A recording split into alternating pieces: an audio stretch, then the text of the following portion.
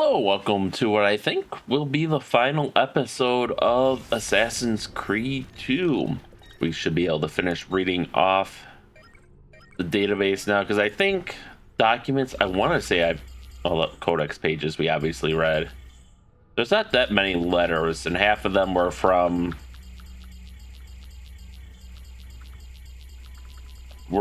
like doing those side missions with the letter deliveries or whatever. So I feel like we probably got all of these. And I know, like, generally I would read these as soon as or very close to when I got them. So I don't think we need to go through those again. Although if I did miss one, let me know, obviously, and I'll make a video and I'll go through all of them.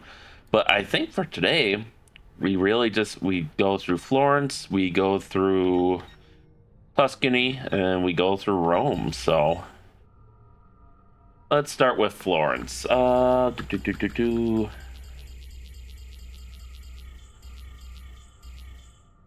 I think that's the one I want to start with. Yeah, it looks like it. All right. Firenze, founded by Julius Caesar in 59 BCE, Florentia, as it was called by the Romans, quickly became a center of commerce. After the sacking of Rome in the 5th century, the Ostrogoths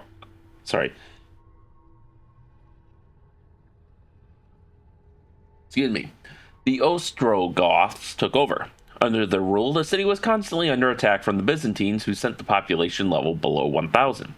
The Lombards came to power in the 6th century, ending the Byzantine assaults.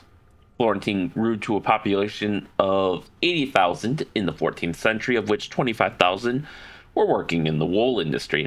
In 1378, a major revolt of the lower class led to the wool combers rising up and seizing the government of the city.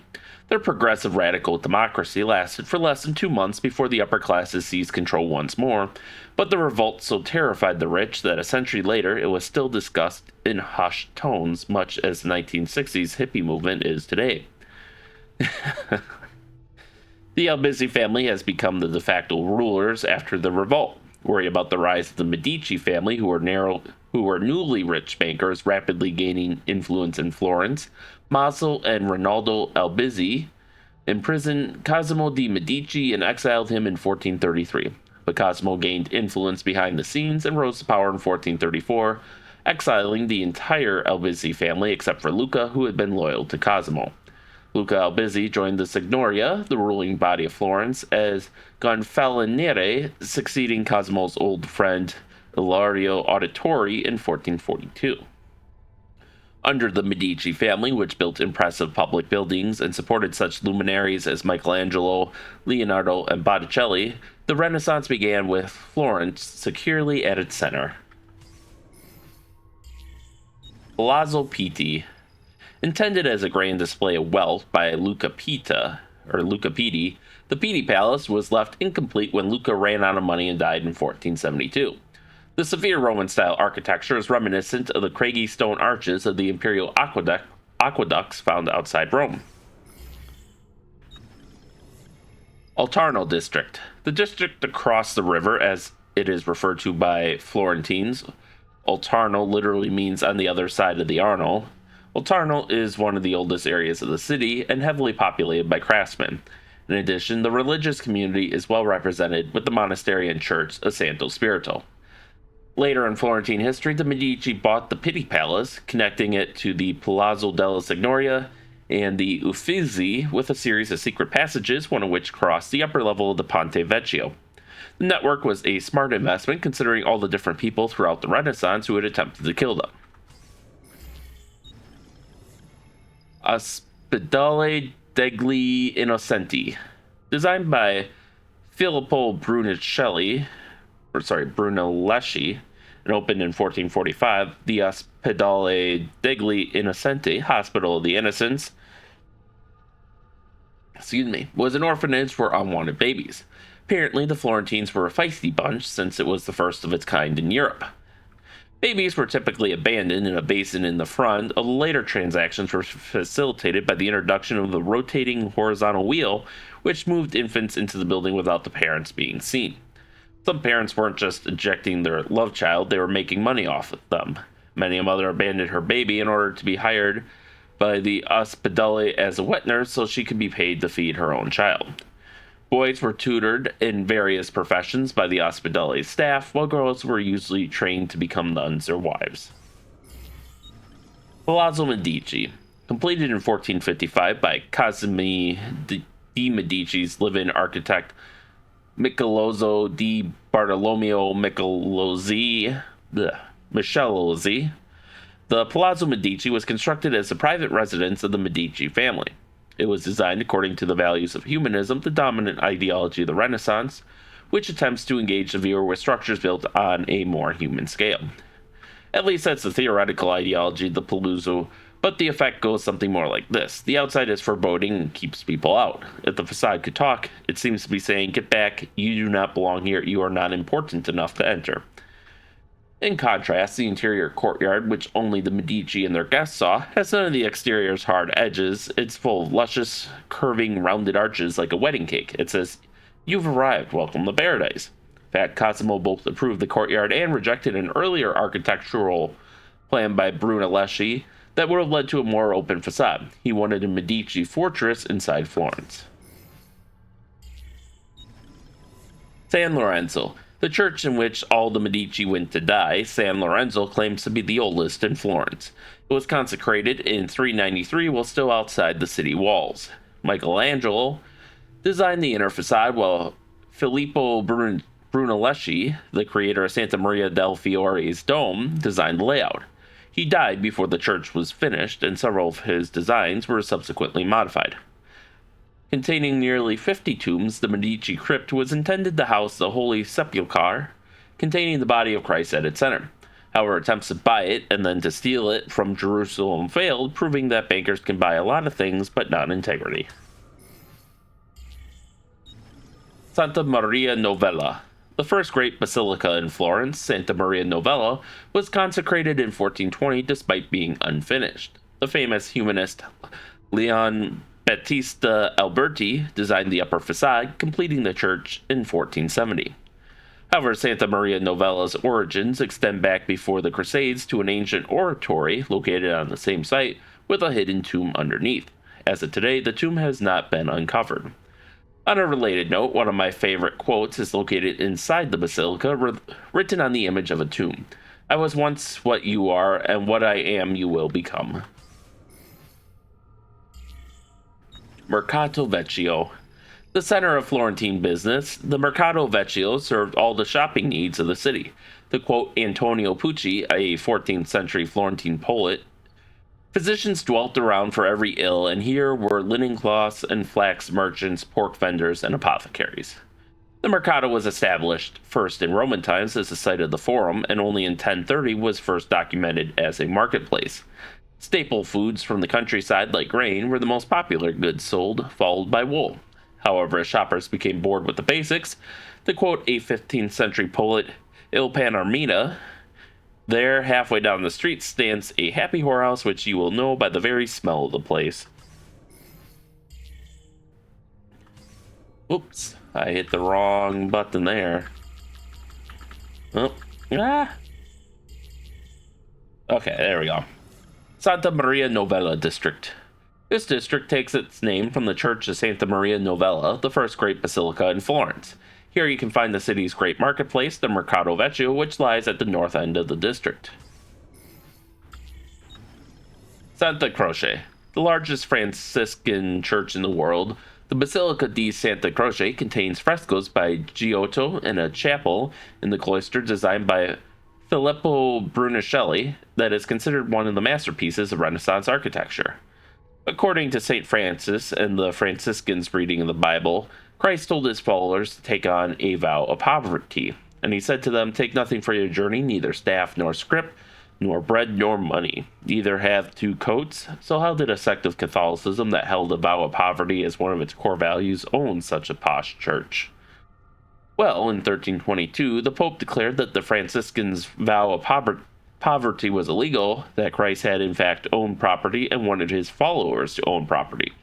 This meant, of course, that the Franciscans were forced to collect money and land, which would in turn go to the Pope, proving that biblical interpretation can be surprisingly profitable, especially if you're the Pope.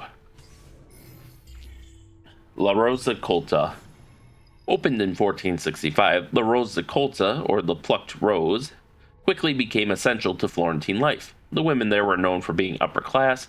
They were educated in poetry and the arts, as well as sexual intercourse. It was not rare to see members of the Signoria at La Rosa-Colta, and even on occasion a Medici. San Marco District. In the late 1400s, most of the city's construction went on in San Marco. Important landmarks include the Church of Santa Croce and the Palazzo Medici. Loggia di Lanzi, built between 1376 and 1382 by Benzi di Cione and Simone di Francesco Talenti. The Loggia di Lanzi was created to provide a covering for the swearing in of the members of the Signoria, the rulers of Florence. In the 16th century, the Medici had a private balcony constructed on top, making it clear to the city of Florence who was really in charge. Palazzo della Signoria. Arnolfo di Cambio designed the Palazzo della Signoria, also known as the Palazzo Vecchio, in 1299 for the rulers of Florence, the Signoria. The Signoria was made up of 9 members, or priori, selected by the city's guild, 2 from each district, and a gonfalonier of justice. Members were supposed to be chosen by lot, but once the Medici family took power, only their friends seemed to end up in the drawing. Government by the people, right? Interesting fact. The tower in front is off-center because it was incorporated into the palazzo from an earlier structure. It contains 2 small cells, one of which was used to imprison Cosimo di Medici.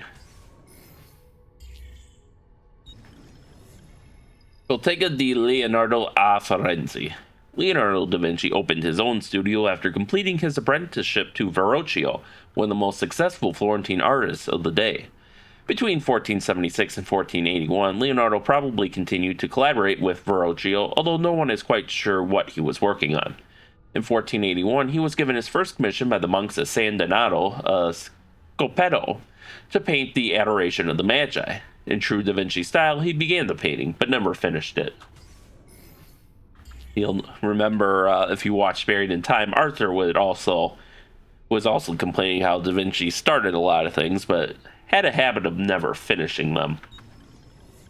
Giotto's Campanelli. Begun by Giotto di Bondone, the famous architect and painter in 1334, this famous Gothic bell tower was incomplete when Giotto died. Andrea Pisano took over, and then in 1348 was felled by the Black Death. In 1359, the tower was completed by Francesco Talenti, who deviated from Giotto's plan in his design of the upper 3 floors. He enlarged each floor to match the previous according to perspective, so when seen from below, all 3 floors seem to be exactly the same size. The tower is clad with white marble from Carrara, red marble from Siena, and green marble from Prato. It takes exactly 414 steps to reach the top, perhaps predicting Charles Messier's discovery of the Whirlpool Galaxy exactly 414 years later. Or perhaps not. Santa Maria del Fiore. One of Italy's largest churches and the largest landmark in Florence, Santa Maria del Fiore is considered by many to be the first masterpiece of Renaissance architecture. Although the church was designed by Arnolfo di Cambio in 1296, the dome was not started until the beginning of the 15th century. With Cambio long dead, none of the architects at that time had any idea how to construct such an enormous structure, since the use of buttresses was forbidden in Florence and mortar took several days to set. But all was not lost. In an amazing comeback story, Filippo Brunelleschi, an architect who had been defeated in an earlier bid to design the baptistry doors, won the competition to build the dome. He beat out Lorenzo Ghiberti, the same artist he had lost to before. Brunelleschi invented machines to hoist the bricks needed for the dome up to the workers and was able to construct the entire dome without using centering, a support structure to hold the dome in place while the bricks were laid. Containing over 4 million bricks, the dome was completed in 1436. The lantern was added after Brunelleschi's death in 1446 and supposedly contains holy relics. However, there were several rumors that in fact an entire tomb of unknown origin is located inside. Casa di Vespucci, built by a distant great-great-uncle of the famous Amerigo Vespucci in 1350, the relatively unpresumptuous Vespucci residence is notable for displaying the first painted facade in Florence, a style that was later done to death in the Oltrarno district. Palazzo Auditore. Completed in 1473, the Palazzo Auditore is notable for its rusticated stonework and Roman pilasters. Giovanni Auditore designed the palazzo himself, based on initial sketches by Leon Battista Alberti. Once built, the palazzo became a fixture of the Santa Maria Novella district. Lorenzo de' Medici mentioned in a letter addressed to Giovanni, dated 1474, that he admired the facade's lack of ostentation. Santa Trinita. Constructed over an existing church in 1258, Santa Trinita, or Holy Trinity, is known for its Sassetti Chapel, which is decorated with frescoes of the life of St. Francis by Domenico Ghirlandaio, a painter most famous for his brief role as one of Michelangelo's teachers. Santa Trinita was the mother church of the Vallombrosan order of monks, a very serious group that strictly enforced both poverty and silence for life.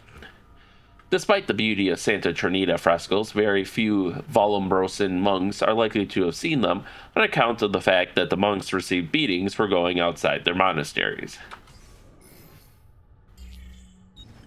Ponte Vecchio. This famous bridge spans the Arno at its narrowest point. The original version was presumably constructed by the Romans, but the first written records only appear in 996. Two previous incarnations of the bridge were swept away in floods before the present structure was built in 1345. A tower was built at the southeast corner to defend it. The bridge consists of three segmental arches. It has always had shops lining the central passageway, a feature which seems extraordinary now, but was common during the Renaissance.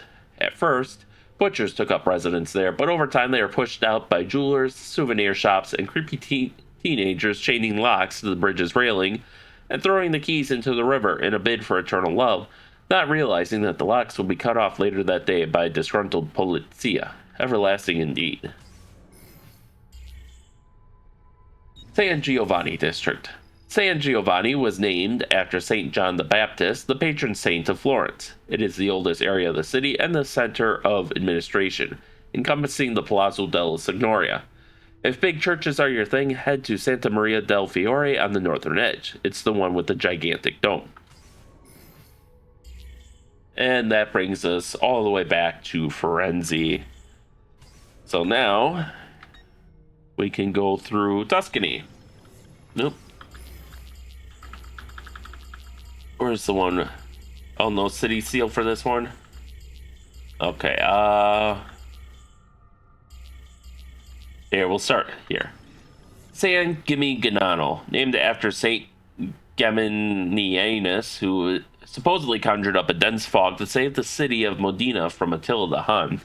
San Gimignano was founded in the 3rd century. The city grew from the 10th century onward as a stopping point along the pilgrimage route to Rome.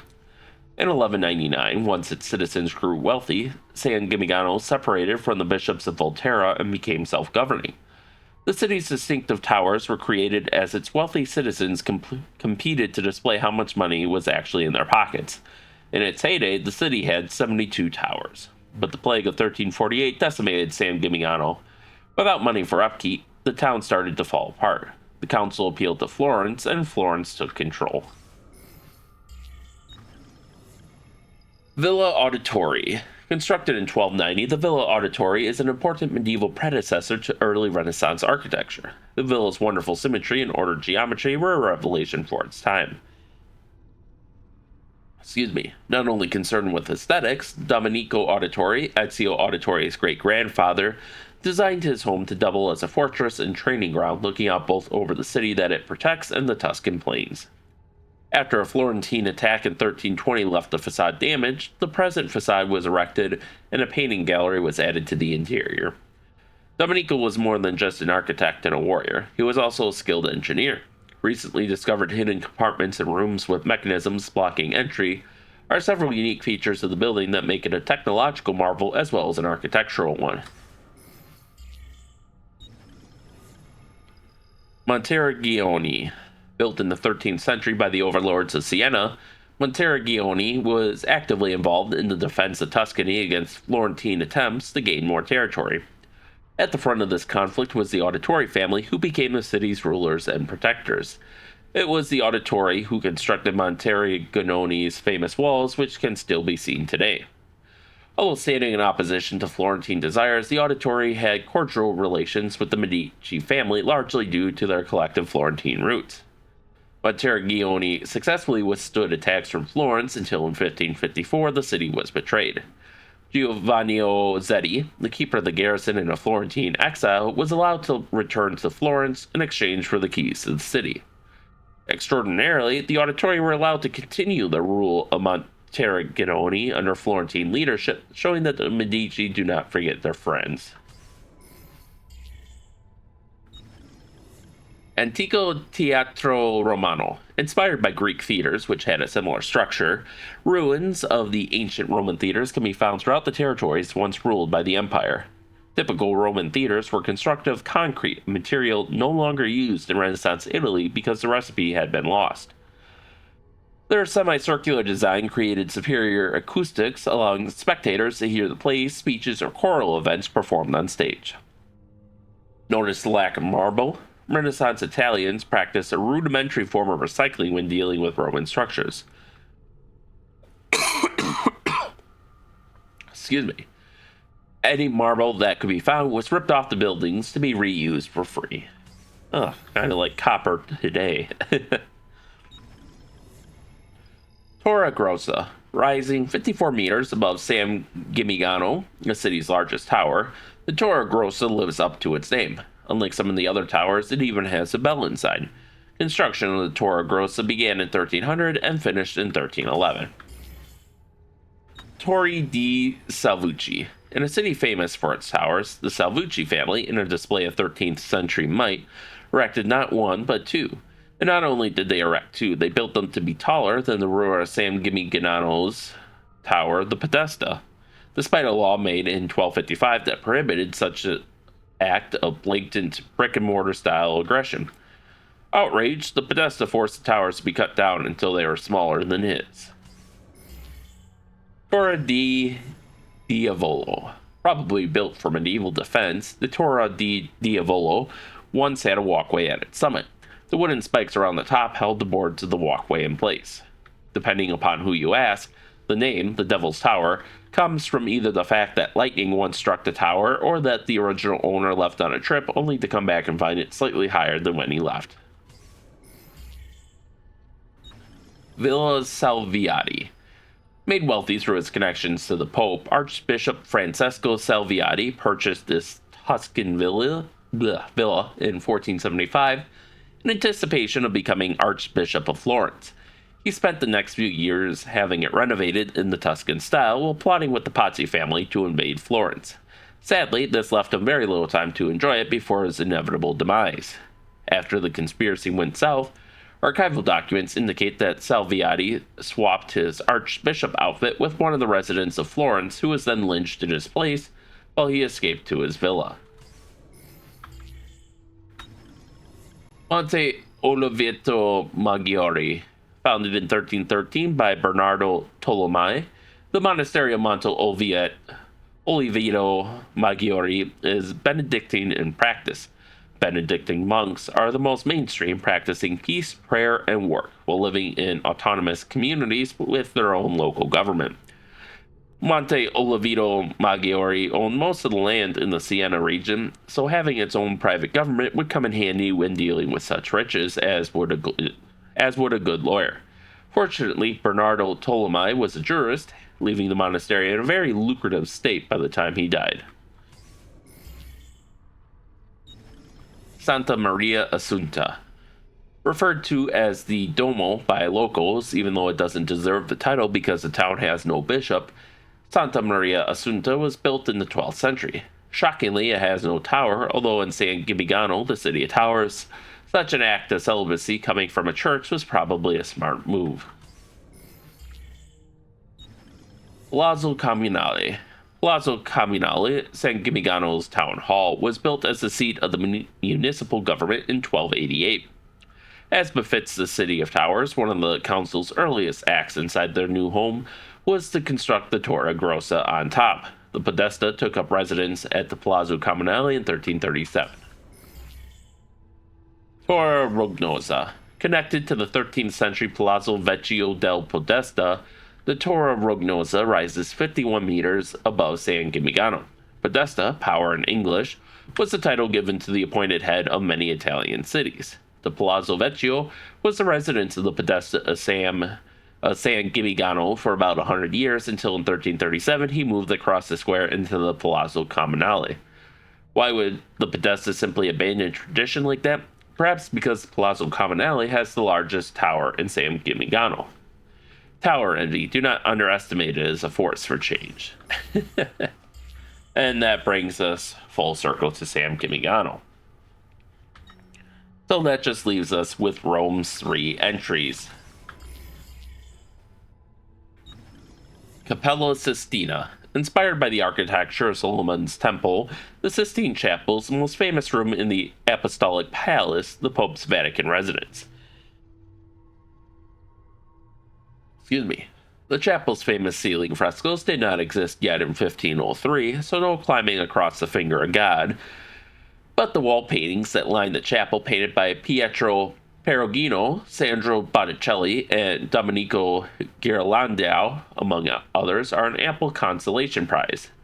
As the Pope's personal chapel, Mass is frequently held inside, as are the papal conclaves, which occur after the Pope's death. The cardinals are locked inside the chapel and are not permitted to leave until a new Pope is elected. Only through smoke signals sent up a chimney to announce the new Pope can they escape. And worst of all horrors, no cardinals, unless ill, can be attended inside by more than one servant. That's just cruel. Basilica di San Pietro. The original St. Peter's Basilica, built in 326 as opposed to the epic basilica that exists today, was constructed in the form of a Latin cross. An atrium called the Garden of Paradise stood at the entrance, beckoning followers through the main doorways of the church. Unlike pagan temples, which were lavishly decorated, the facade of St. Peter's was plain. Thankfully, Catholicism got over all that when they made the new St. Peter's. Of course, the downside was that the religion became incredibly corrupt, but hey, beauty has to come at a price. The basilica was built on top of the old Circus of Nero, but before you start pulling out your popcorn and cotton candy, this wasn't a modern circus. The Roman crucifixions of Christians was the main act. St. Peter, among many others, was hung up to die there. The basilica was built on top of this anti-Christian site as almost an intentional modification of history by Emperor Constantine, because if it no longer exists, it never happened, right? And finally, the Castel Sant'Angelo, built between 135 and 139 as the tomb of the Roman Emperor Hadrian. The Castel Sant'Angelo was designed to be slightly larger than the mausoleum of Augustus because, as this database has shown time and again, size does matter. The building was converted into a military fortress in 401. It was promptly sacked by Visigoth looters in 410, who scattered Hadrian's ashes everywhere. What was left was recycled, i.e. stolen, by the Vatican. In the 14th century, the tomb was converted into a castle for the popes and connected to St. Peter's via a covered passage called the Passetto di Borgo. Reflecting the delightfully sadistic side of Renaissance papal rule, the castle contained both sumptuous apartments and a prison. Giordano Bruno, the famous scientist and hermeticist, was held there for 6 years. Executions were carried out in the small interior courtyard for the Pope's enjoyment. And with that, I believe we have finally finished all the database entries, and with that have basically 100% in this game, with the exception of a couple of the secret chests that I think some you're probably supposed to go back for as you learn new abilities, or you're just supposed to hold off on doing them until you have all your abilities. But we did it. We beat Assassin's Creed 2. And I think next week, if I really wanted, I could wait 20 minutes and have over 1 million florins in my wallet. But I think instead, next week, we will start with Assassin's Creed Brotherhood. I think that was the next one. in the Ezio trilogy. So this journey has come to an end, but Ezio's journey has not. So with that, thank you all for watching and stay tuned for next time. Stay safe out there, and we'll see you then.